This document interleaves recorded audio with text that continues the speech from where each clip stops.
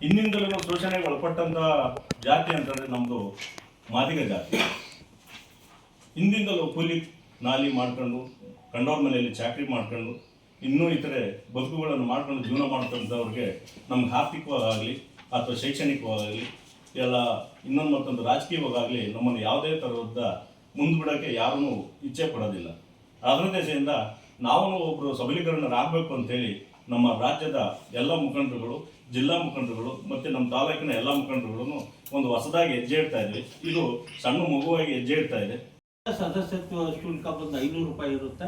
ಮತ್ತೆ ಇಲ್ಲಿ ಚುನಾವಣೆ ಮುಖೇನ ಆಯ್ಕೆ ಪ್ರಕ್ರಿಯೆ ನಡೆಯುತ್ತೆ. ನಮ್ಮ ಸಮಿತಿಗೆ, ರಾಜ್ಯ ಸಮಿತಿಗೆ ಅಲ್ಲಿ ಆಯ್ಕೆ ಪ್ರಕ್ರಿಯೆಗೆ ಹೋಗ್ಬೇಕಂದ್ರೆ ಕನಿಷ್ಠ 5,000 ಕೊಟ್ಟು ನೋಂದಣಿ ಮಾಡ್ಕೋಬೇಕಾಗುತ್ತೆ ರಾಜ್ಯ ಸಮಿತಿಗೆ. ಜಿಲ್ಲಾ ಸಮಿತಿಗಾದ್ರೆ 500 ರೂಪಾಯಿ. ಅಂದರೆ ಇಲ್ಲಿ ತಾಲೂಕು ಏನು ಸದಸ್ಯರುಗಳಿದ್ದೀವೋ ರಾಜ್ಯ ಸಮಿತಿ, ಜಿಲ್ಲಾ ಸಮಿತಿ ಮತ್ತು ತಾಲೂಕು ಸಮಿತಿಗಳು ಚುನಾವಣೆ ಮುಖೇನ ಆಯ್ಕೆ ಆಗುತ್ತೆ. ಈಗ ಇರ್ತಕ್ಕಂಥದ್ದು ಎಲ್ಲ ತಾತ್ಕಾಲಿಕ ಸಮಿತಿಗಳು ರಾಜ್ಯ ಮಟ್ಟದಿಂದನೂ ಸಹ ಪೂರ್ಣಗೊಂಡಾಗ 3 ವರ್ಷದ ನಂತರ ಚುನಾವಣೆ ನಡೆಯುತ್ತೆ. ಈ ರೀತಿ ಇರ್ತಕ್ಕಂಥದ್ದು ಮಹಾಸಭಾದ ಸ್ವರೂಪ. ಇದು ಇಲ್ಲಿಂದ ತನಕ ಸುಮ್ಮನೆ ರಚನೆ ಆಗೋದು ಹೋಗೋದು ಆ ರೀತಿ ಇದ್ದಿಲ್ಲ.